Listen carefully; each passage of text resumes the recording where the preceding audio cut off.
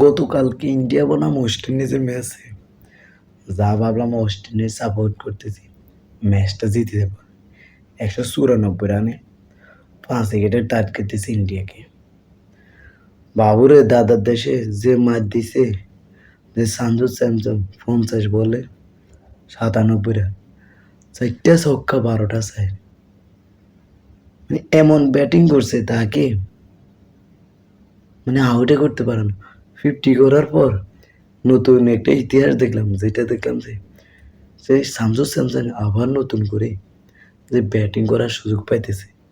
ভাবলাম যে এটা ওরে পরবর্তীতে না, মানে নতুন করে কিভাবে যে 50-এর পর সে যাবে আবার নতুন করে নামছে, আর মামা বানা লাইছে ওয়েস্ট ইন্ডিজের কোয়ালিফাই, যে দাদার দেশ নিশ্চিত করে লাইছে।